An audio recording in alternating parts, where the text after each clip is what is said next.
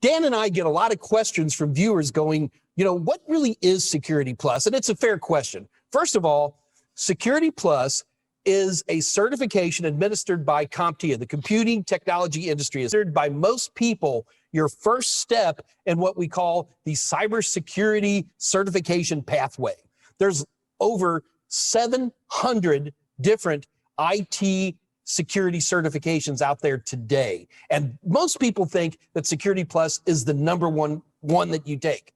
Even staying within the CompTIA world, from here, we'll go take a look at, for example, after you take the Security Plus, you'll be taking a look at the CISA exam, and then possibly after that, the CASP. From there, you can move into all kinds of different areas and continuing your education within IT security.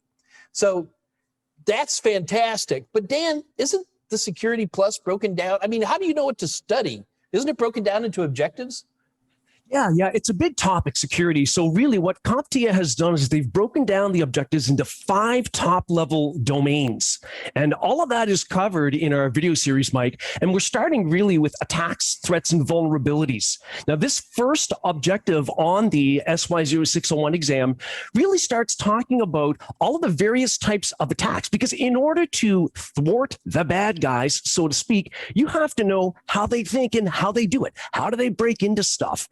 So that kind of stuff is covered under attacks, threats, and vulnerabilities. The second objective, the second top-level domain objective, is called architecture and design.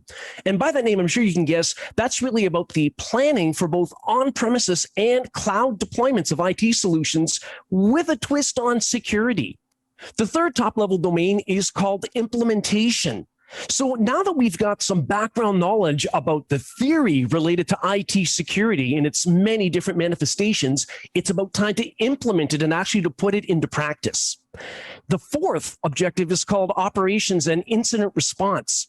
Here we start dealing with things like command line utilities and also how to respond when we get security incidents that actually do manifest themselves. So doing things like containing incidents and so on.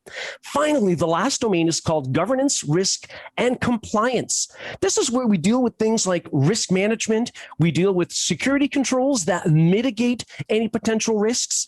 And in order to properly prepare for the SY0-601 CompTIA Security Plus exam, you need to not only have knowledge of these domains, but all of the details within each of them. And so you can go into the downloadable content to get these objectives, or you can go ahead and mosey on over to CompTIA.org to download the official objectives. You're going to need that as part of your study guide to pass SY0-601.